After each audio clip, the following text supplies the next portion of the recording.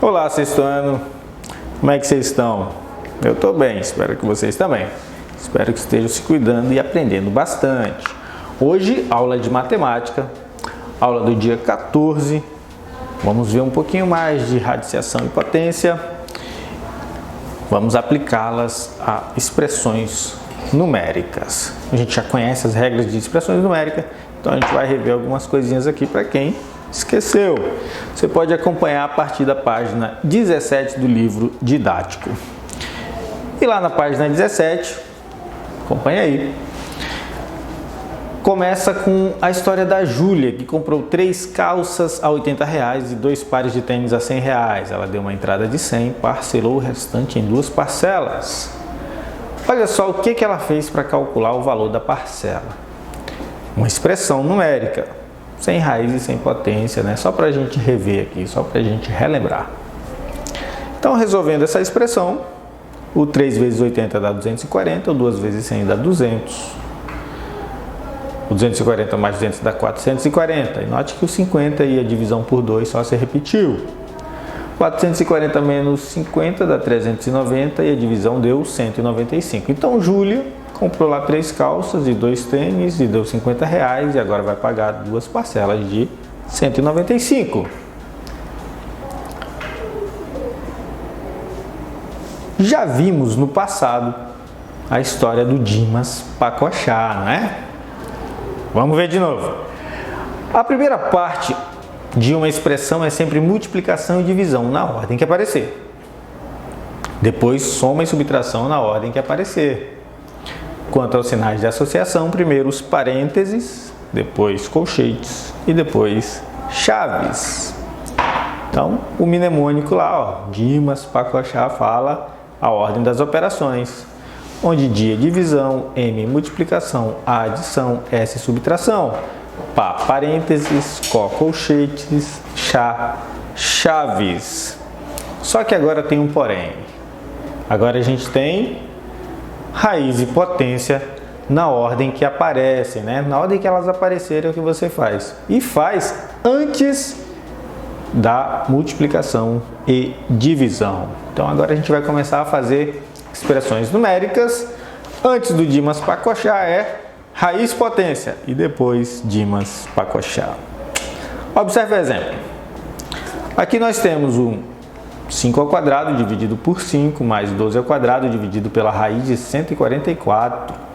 Não posso dividir 5 por 5 para dar 1 e fica 1 ao quadrado. Não posso dividir o 12 pela raiz de 144. O que a gente faz? Potência primeiro. Ó. Então, o 5 ao quadrado dá 25, o 12 ao quadrado dá 144. Ambas as divisões apenas repetiram. E agora sim a gente pode dividir. Então, 25 por 5 dá 5 e 144 por 12 é 12. O resultado é 17. No outro exemplo, nós temos raízes e potências, temos divisão, temos somas, temos subtração. Mas potência e raiz têm prioridade. Então, ali o 3 ao quadrado virou 9, raiz de 25 virou 5, raiz de 169 virou 13, 4 elevado a 1 virou 1. 2 à quarta, 16. O restante foi apenas repetido. Todas as potências, todas as raízes foram resolvidas. E agora, resolvidos os parênteses, o 9 menos 5 dá 4.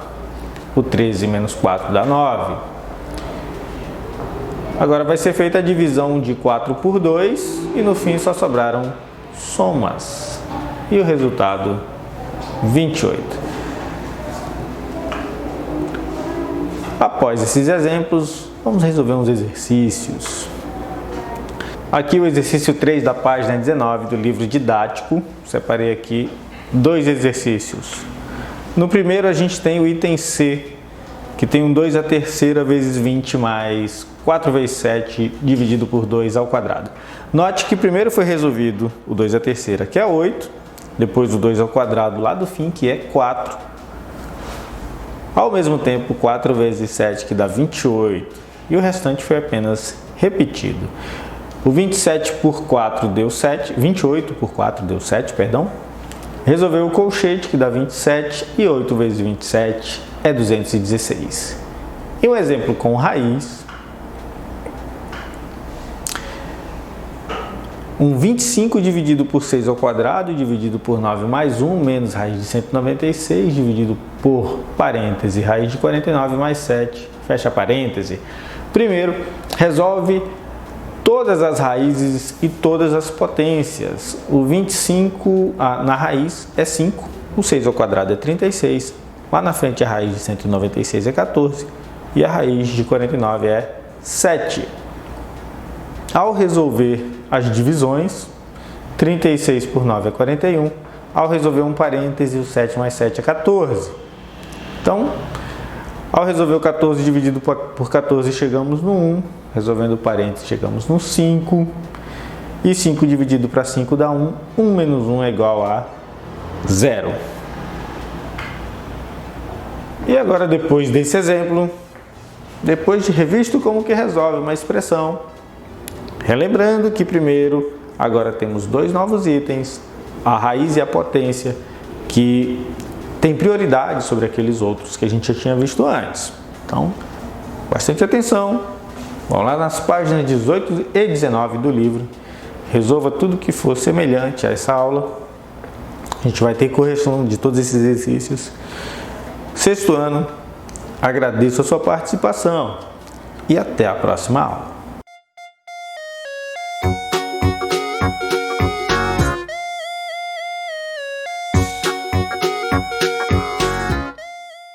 Olá, turma do sexto ano, hashtag sextou.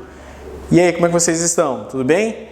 Bem, nossa última aula nós falamos sobre a questão das curiosidades científicas.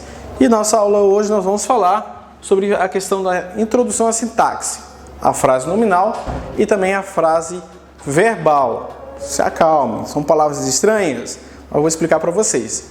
Começando a nossa aula corrigindo e aí nós vamos entrar nesse assunto, tudo bem? Vamos lá!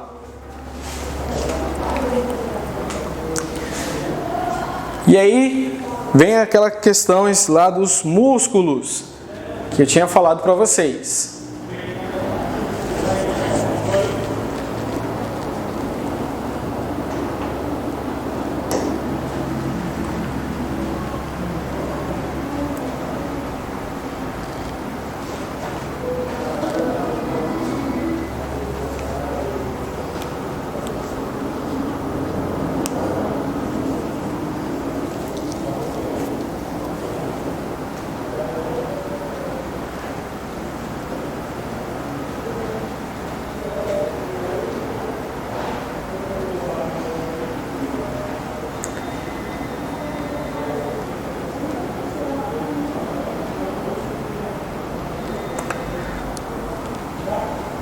Observe aí, gente, na 10, que no caso ele fala aí, ó, a que campo da ciência pertence a este vocabulário técnico. Então, como eu disse para vocês, não existe só um tipo de ciência, ele fala aí ao campo das ciências biológicas, que no caso aí ele coloca lá a anatomia, que é o mais conhecido. E a finalidade é para aquilo que eu falei para vocês, que é no caso, o público infanto-juvenil. Então, isso ele está mostrando nesse caso aí.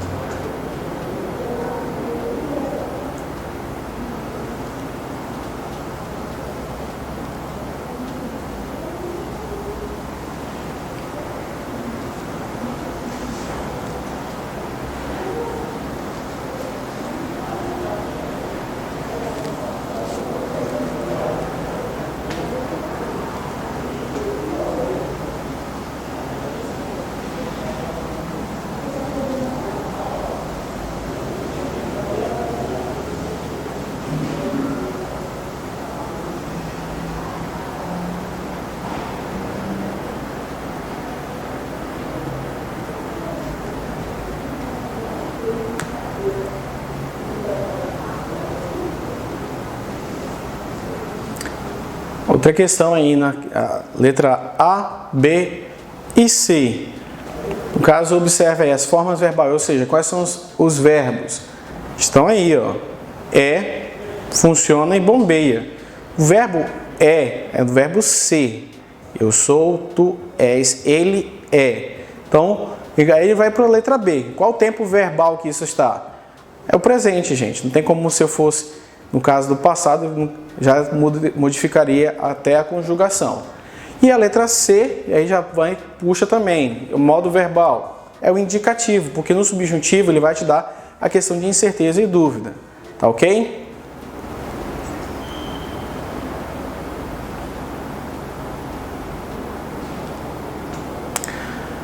Vamos aí para a questão da introdução à sintaxe. Frase nominal e frase verbal. Vamos lá. O que é a sintaxe? A sintaxe é a parte da língua portuguesa que estuda os enunciados, ou seja, sequência de palavras de uma língua e unidades, os quais apresentam determinados elementos estruturais. Aí vem aí, o que é frase? Frase é uma unidade de sentido ordenado e completo. Pode ser constituída por uma ou mais palavras.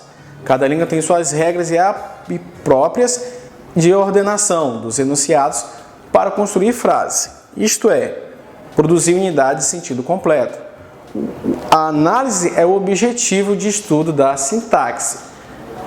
A frase nominal é fácil, gente. É a que não contém o verbo. A frase verbal é a frase que contém o verbo. Aí se liga na observação. Os enunciados que se organizam em torno da frase verbal são chamados de oração. Ficou com dúvida, né? Calma lá, relaxe. Vamos lá para essa questão aqui. A sintaxe nada mais é do que você ir colocando cada um. Vamos supor, se você colocar numa frase, ela vai estudar cada um. O que é artigo, o que é substantivo, o que é verbo, o que é adjetivo, o que é advérbio, o que é verbo. Então, essa é praticamente a estrutura da sintaxe. Ela vai identificar ponto por ponto o que é isso, o que é aquilo. Às vezes até pode se estudar até sobre acentos e pontuações, por que se utiliza e tudo mais. Certo? Vamos para a frase. A frase é aquilo que dá um sentido completo. Pode ter mais ou uma ou mais palavras. Por exemplo, se eu falar assim, silêncio. Silêncio é um sentido completo, é uma frase. Porém, a palavra silêncio, embora tenha um sentido completo, ela não tem verbo. Aí nós vamos já para a explicação, que seria uma frase nominal. Agora, se você colocar uma frase que tem verbo, aí no caso, ela será uma frase verbal. Posso dar um exemplo? Estou caindo. No caso, caindo é do verbo, até o estou também, mas no caso, ele tem aí no caso, praticamente seriam uns dois verbos.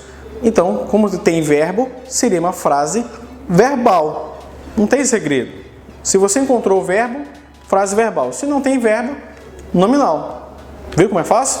Então aí, vou deixar as atividades para você fazer da página 7 até a página 10. Tudo bem? Então, vamos para a nossa mensagem de hoje? O ser humano vale mais do que coisas. Isso é um fato verdadeiro. Tudo bem? Então, vou deixando aqui para vocês um abraço virtual, um bom final de semana. Tchau, tchau.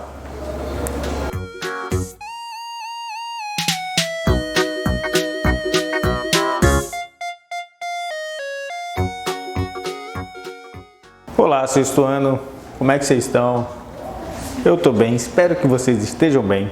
Espero que todo mundo esteja aprendendo e se cuidando. Hoje, aula do dia 14, aula de educação financeira. Então, você pode abrir o livro, é educação financeira, não é empreendedorismo. É o encontro que fala sobre orçamento. Ele está lá na página 17 e 18 do livro. Então, se você precisar pausar o vídeo agora para ler a história, em seguida a gente voltar aqui à discussão, pode fazer isso. Se você fez, então vamos continuar. O que a gente viu a respeito da história? Acompanhe aí. Primeiramente, a mãe do João está analisando as contas do mês e observa que ele conseguiu bater as metas de reduzir as contas na casa. ela decide anunciar a ele a contribuição pessoal que ele teve nessa redução de gastos. Ela, mostrado lá como que ele conseguiu dar a contribuição, provavelmente ele diminuiu o uso da energia elétrica, tomou banhos mais rápidos e foi trocando produtos mais caros por produtos baratos. Conseguiram comprar mais produtos em promoção também, então isso ajudou a reduzir as contas da casa. Grande contribuição de João e sua mãe. Eles concluem que a bicicleta que João quer comprar pode ser comprada em 12 meses, se continuarem com o mesmo ritmo de economia. Então, gente, aqui fica a lição a respeito de João e sua mãe, sobre como a gente pode melhorar as contas da casa. Você, propriamente, na sua casa, pode ajudar com sua participação, reduzindo um pouco o consumo de determinados produtos, reduzindo o consumo de energia elétrica.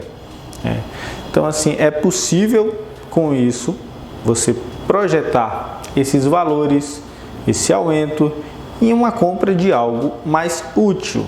Aqui no caso, o João precisava de uma bicicleta, gostaria de ter uma bicicleta. Então, como ele ajudou, a mãe dele provavelmente irá presentear ele. É um compromisso que eles firmaram entre eles. Isso pode acontecer em qualquer residência, isso pode acontecer na sua casa. Então, gente, fica a lição do João e fica a lição das páginas 44 e 45 relativas a esse encontro lá no livro. Espero que você não tenha dificuldade em resolver o questionário que tem lá. Sexto ano, agradeço a sua participação e até a próxima aula.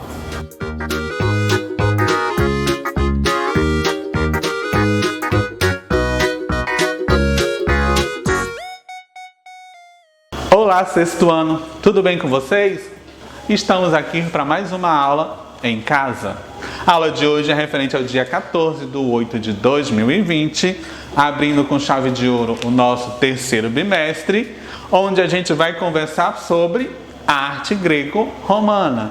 Fizemos uma viagem lá na pré-história, no primeiro bimestre, para conhecer como é que surgiu a arte. Depois a gente passou pelo Egito Antigo, conhecendo as vertentes artísticas do Egito Antigo. Agora a gente vai se reportar à Grécia e a Roma para entender um pouquinho da arte greco-romana, que está disponível aí no seu livro didático, aquele segundo livro que você pegou na escola mês passado. O papai e a mamãe pegou o segundo volume deste livro, capítulo 3, a partir da página 2, a gente vai conversar um pouquinho da arte greco-romana, conhecer seus aspectos, conhecer seus fundamentos e suas características. Para abrir, nós temos aqui uma figura representando a mulher micênica, tá? Uma imagem muito famosa da arte greco-romana, e a gente vai conhecer melhor estes aspectos da arte greco-romana, tá? A arte da Grécia e Roma, ela é bem desenvolvida por alguns aspectos, dentro da escultura, dentro da arquitetura, dentro das produções teatrais e dentro da música, nesses contextos, tá? Então eu trouxe uma imagem completa aqui para a gente tentar entender melhor como seria cada aspecto da arte. Lembrando que dentro do nosso terceiro bimestre, a gente vai ter uma aula específica para trabalhar escultura, para trabalhar arquitetura, para trabalhar um pouco de teatro e um pouco da música dentro da arte greco-romana, tá? Mas hoje a gente vai conhecer um pouco de características de cada uma delas, para na aula propícia de cada um, a gente aprofundar melhor, trazer mais imagens, trazer mais contexto de cada uma, tá? Então, na arte greco-romana tem essas obras grandiosas dentro da arquitetura e dentro das esculturas, as esculturas que é trabalhada de uma maneira bem diferente das esculturas que a gente trabalhou lá no Egito Antigo, certo? A questão do teatro, a gente vai conhecer melhor como surgiu o teatro grego, como é que se aprofundou a história do teatro na Grécia e como era o estilo de música, até a gente produzir também as obras artísticas por meio das pinturas, que também tinham um fundamento próprio, um fundamento bem mais característico deles. Então, olha só, a arte grego-romana tinha algumas características fundamentais dentro dos monumentos funerários das famílias reais. A aula anterior a gente conversou um pouquinho sobre essas características e hoje eu vou aprofundar mais sobre ela, tá? Os monumentos funerários das famílias reais, ou seja, quando alguém da realeza morria, falecia, os seus enterros, né, os seus locais de sepultamento era totalmente trabalhado dentro da área da arte, né? Então ele era muito valorizado dentro do modelo artístico e tinha locais específicos para enterro das famílias reais. Outro aspecto muito importante dentro da arte greco-romana eram as estátuas dos deuses. A gente sabe que na Grécia Antiga, né, existia uma grande variedade de deuses, né? Eles eram politeístas, adoravam vários deuses, então existia Deus para cada segmento. E as arquiteturas, tanto nas esculturas, eram trabalhadas para representar essa grandiosidade dos deuses. A gente conhece um deus muito famoso chamado Zeus, o deus do Olímpicos, né? Então, dentro da escultura grega romana, nós iremos ter referência desses deuses, tá? Grandes estátuas desses deuses para representar o seu poder, a sua força, a sua dimensão e até a sua mitologia, né? Se você já conheceu, se você já assistiu o filme de Hércules, né? Os 12 trabalhos de Hércules, a gente vai se aproximar muito dos detalhes dessa arte greco-romana, desse aspecto, a gente vai conhecer melhor. Quem tiver curiosidade de conhecer, assiste os 12 trabalhos de Hércules, que você vai acompanhar bem de pertinho essa mitologia grega, observar um pouco das vertentes artísticas que apresenta lá nesse filme também, tá? Dentro da arte grego-romana nós temos as produções em barros. As pinturas especificamente era trabalhada em vasos de barro, né? Tinha o oleiro que fazia o vaso de barro, porém dentro desse vaso, ou seja, fora, no exterior desse vaso, tinha figuras trabalhadas em algumas tonalidades, tonalidade de preto, tonalidade de vermelho ou de marrom, representando aspectos da área, tá? A arquitetura também tinha um contexto de se trabalhar a organização da cidade.